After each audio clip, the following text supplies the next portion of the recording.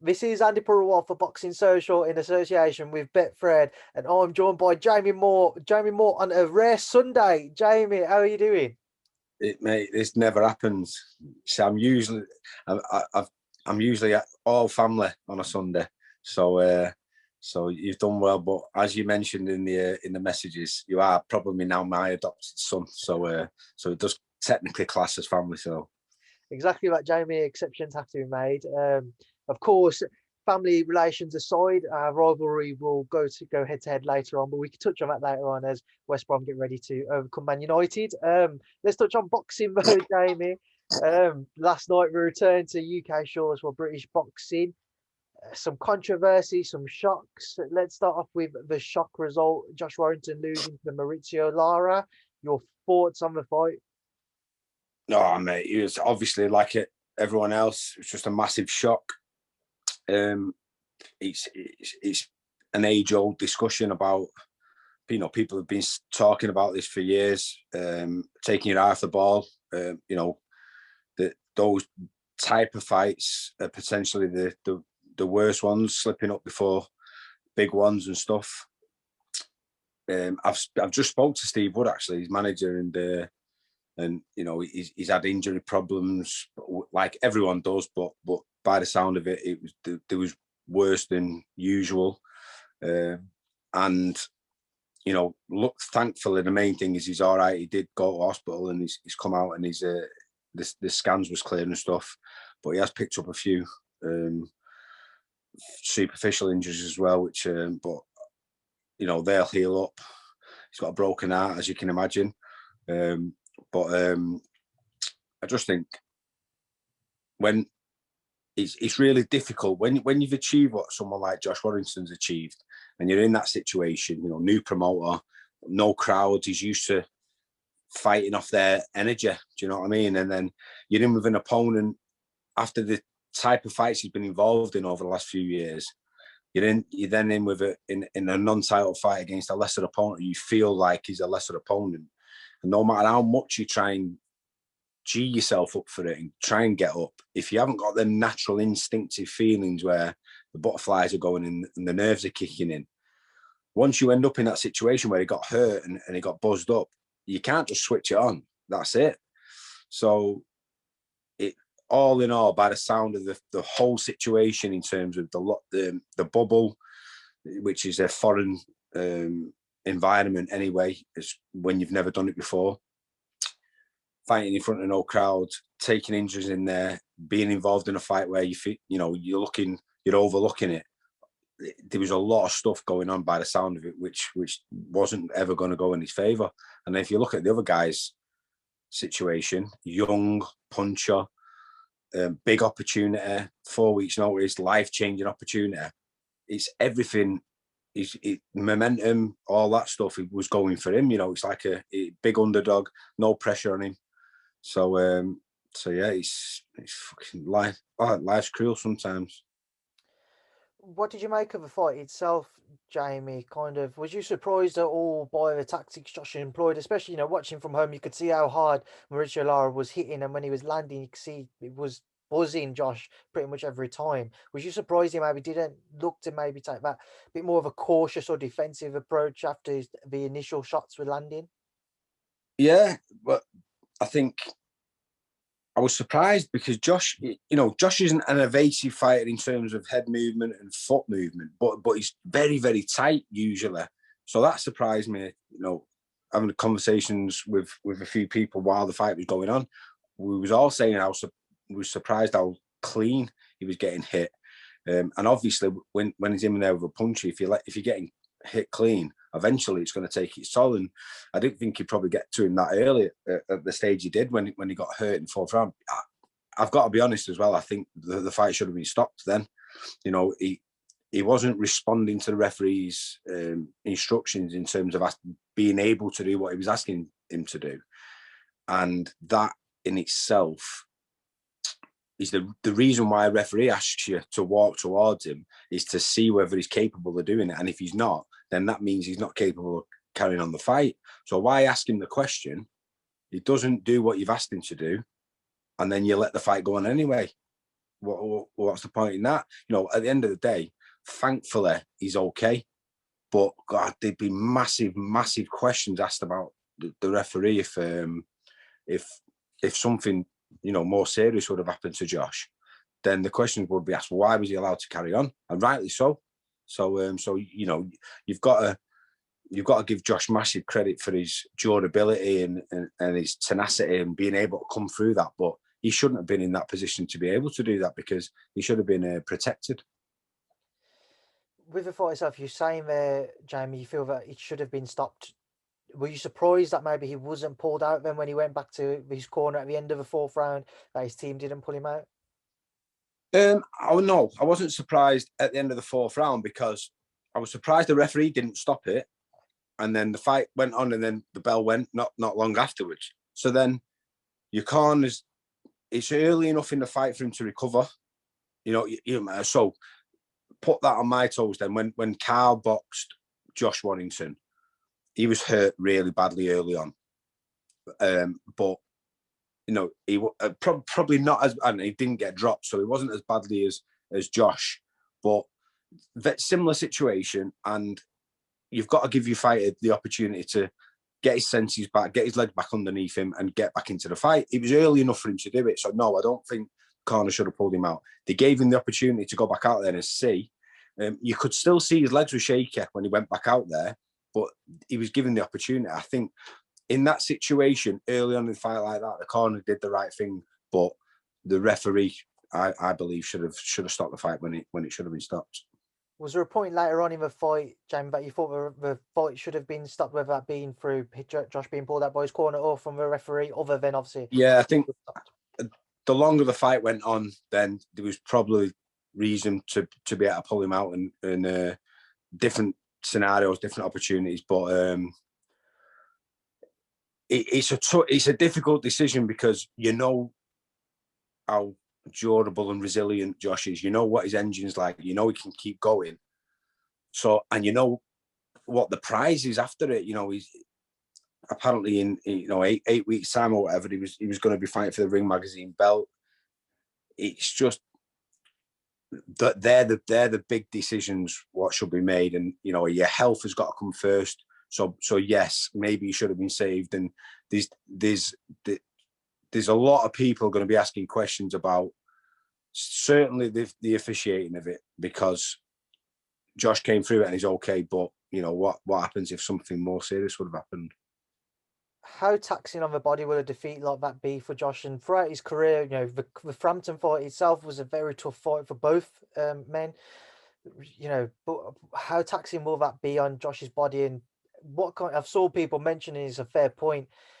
How will he recover kind of from a punch resistance standpoint? Because that will take a lot out of him. Will his chin be the same going into his next fights if he does decide to return, that is? I think some of the factors what could have impacted on that last night are making weight. So Josh is big featherweight, and the circumstances what you make weight. Don't forget, people know the bodies and people know how they respond. So when you're making weight, you sort of trial and error, and then as the years go on, you know how to do it. Even though it's tough and it's taxing on your body, you know how to do it safely. You have your own little techniques, and then all of a sudden, because of the situation, you're in a bubble. You haven't got the facilities or the methods what you would usually use to make weight. So Josh would have found himself in a horrible situation during fight weeks to make weight. So that affects your punch resistance and your ability to hold a shot. I also think that he's probably better suited at super featherweight now, because as you age and you fill out, it's always that bit more difficult to make weight. The type of fighter Josh is, that sort of high octane, you know, energy fighter.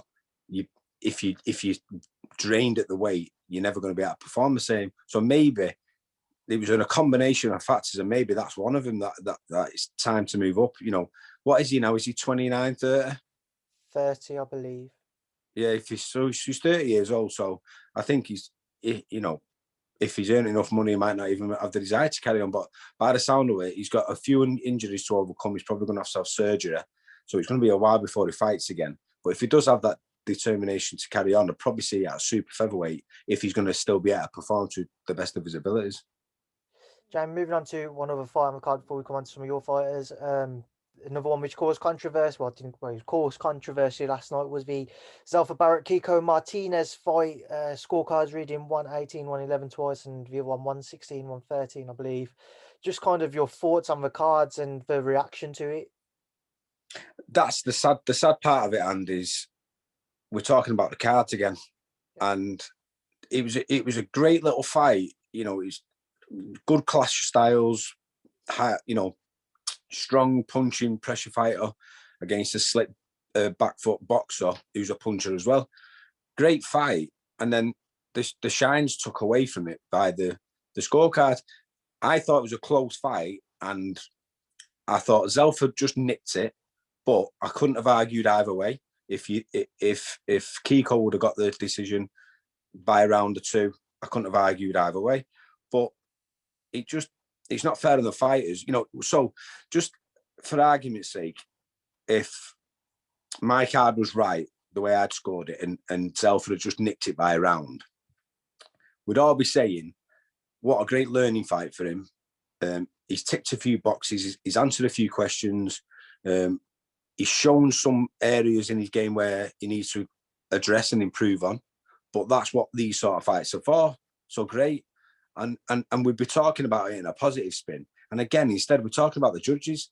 So it's just not good enough, really, is it? When you think about it, the amount of times we end up talking about judges' scorecards, it's ridiculous. So, but scoring a fight like that, which is so close and nip and tuck by 7 rounds, is it's just not. You know, even if the other scorecard I think was by 3 points, you could just about get away with that, I think.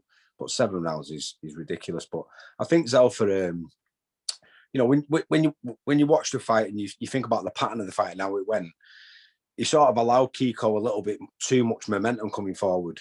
And by the time he got to the sort of the 4th and 5th round, if they was to box again, I think he'd address that and he'd probably be a little bit more forceful. You know, once he's landed that first initial shot, then go with a little second phase and drive him onto his heels a little bit more to discourage him from coming forward. I think, you know, him and Pat will go to the gym, a couple of little tweaks, and they'll learn loads from that fight and improve on it. But it's just, again, we're talking about scorecards. It's a shame.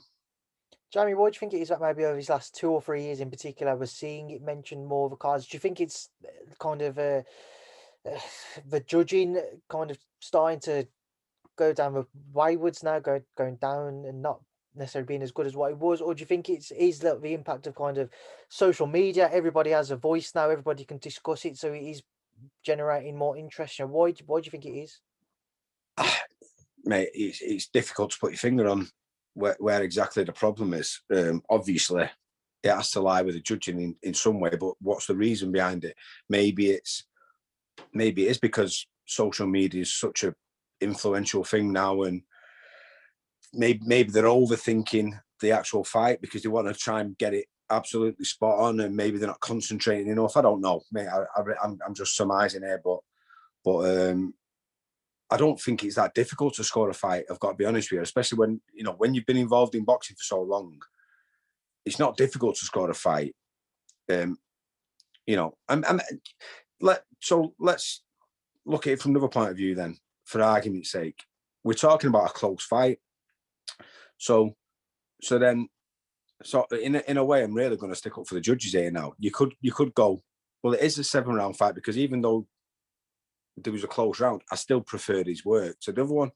So then you do end up in a situation where there's a 7-point, difference when in a close fight. So it is a difficult one, but maybe the way of the scoring has to change. There's a 10-point muster system and it's a 10-9, and I don't know whether there should be a little bit more room for manoeuvre, where if you win a round bigger than a close round, then maybe you get, it's a 10-8 round, I don't know.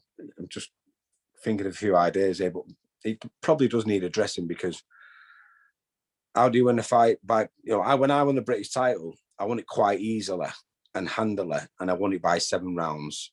And then Zelfa's won that fight by 7 points, I should say. And then Zelfa's won it by 7 points. And it was like really nip and tuck. So that doesn't really make sense, does it? If you, in other sports, if you batter someone and it's a whitewash and you win 10-0, it's 10-0. Yeah, you know what I mean? It's I don't know. I really don't know where we fix the problem. Does he speak volumes that Eddie came out after a fight and he spoke kind of very openly and criticised the judging once again and said that it needs to be addressed? Yeah, I think it's a good thing, because you get all the conspiracy theorists on social media all the time saying, "Oh, Eddie Earns bunged a brown envelope" and all that, and it's just nonsense. At the end of the day, it's just it's bad officiating, or and it is difficult. It's difficult. I'm saying you can score a fight quite easily, but then we have people who've been involved in boxing, who are working for the TV companies who are scoring fights, and they get it wrong sometimes, or perceived to get it wrong. But is it actually wrong, or is it just their opinion? So, but for the size of the difference in the card, it's and for how close the fight was, we probably need to find a different way of scoring fights. That's probably the answer to it. Jamie, what's got you trying to touch on a couple of guys in the gym, and obviously Chantel. Carl getting ready now. He's only just under 2 weeks away from his opportunity to become freeweight world champion. How is preparations, and how is he? Yeah, he's in great form, great spirits.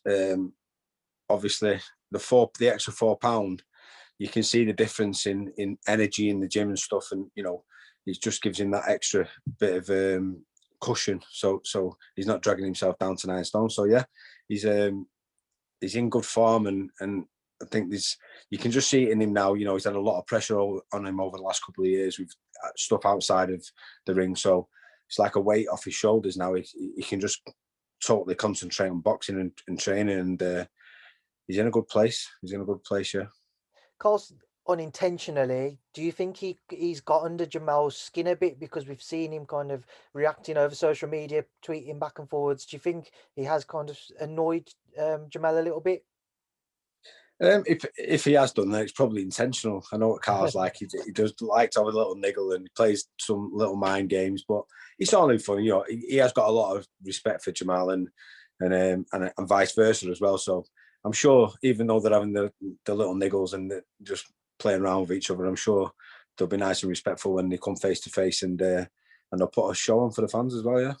As this will probably be the last time we speak before the fight, Jamie, just kind of what are you preparing for, and how are you going to look to navigate around Jamal's best qualities and obviously that massive height and reach advantage? I think because of the size difference, Jamal's not usually the type of fighter who'll try and stamp his authority in terms of being a physical fighter. He's much more of a technician, but I think he will in this. I think he'll try and use his size and try and be a bit more bullish, because Carl's much smaller than him. But I think that might play into our hands, and I think he might underestimate Carl's boxing ability as well. So there's a few different areas where I feel like we can exploit, and I think sometimes he'll maybe feel like he's going to be able to get a bit of an initiative in different areas, and that will play into our hands. So I don't want to say too much, but I think that some of the stuff where he thinks he'll be able to boss it with Carl will actually will turn in our favour, I believe. Stephen Ward, how's Stephen after his exhibition bout with the Mountain? Yeah, he's good. Yeah, he's training. He's got a bout on the same night in Kazakhstan. So he's boxing a kid who's 2-0. He's sort of fight. It's a tough fight, but it's an opportunity for Stephen to gate crash, because even though he's only 2-0, the guy who's boxing, he's well respected, a very good amateur, and if he comes through this, then it puts him right in the I think it's top 15 rating, because it's a WBO title fight. So that'll put him in the top 15 in the world. So it's a great opportunity for him. But I've got to send Captain Chaos Nige Travis over to Kazakhstan instead. Jamie, also know Chantal Cameron's got a date now working towards. Talk to me about her opponent and what do you know about her? She's very good, slick. You know, in terms of the women, I've never really seen anybody with a type of style what she's got in terms of she's very defensively minded. So she's sort of back foot, likes the shoulder roll and slipping and sliding. So it's a different type of style what Chantal's never really come across before. So I've been getting a sparring with, I've been using Akid Fiaz for some sparring with her because his defence in that sense has come on loads over the last sort of 12 months. So they've been drilling some routines and doing some tech sparring. So I've been getting him to look at the movement patterns of the girl who she's fighting, the head movement and slipping and sliding. And then Chantal's been drilling some little things where we feel like she'll be able to exploit it. So yeah, she's in good form, and you know, I think it's gonna be a tricky fight for her because she's 41, and you know, she's no spring chicken, but she looks fresh and she looks sharp. She's only small, so the height difference, even though you'd feel it's an advantage, sometimes it's a disadvantage because you're not used to fighting people that short. So I think she's only 5'2". So yeah, I'm sure she'll have a problem, but she really is firing on all cylinders, Chantal, at the moment. You can see she got real spring in her step. Eddie's hoping, you know, she comes through this with no problems, and then he's going to try and make some unification fights for her. So she's excited. You know, she's been waiting, trying to become a world champion for a long time and dreaming of it. She's started to realise that dream now. Now she's in a position with Matchroom because of the size of the platform what they've got for them to be able to push her on and try and get her undisputed champion. And then fingers crossed we can get undisputed versus undisputed, and we can get the Katie Taylor fight. Jamie, final fight I just want to touch on, one which is happening next week. Everybody's looking forward to it. Josh Kelly, David Avanesian. Just your thoughts? Mate, it's a great fight. Again, so similar to Zelfa and Kiko.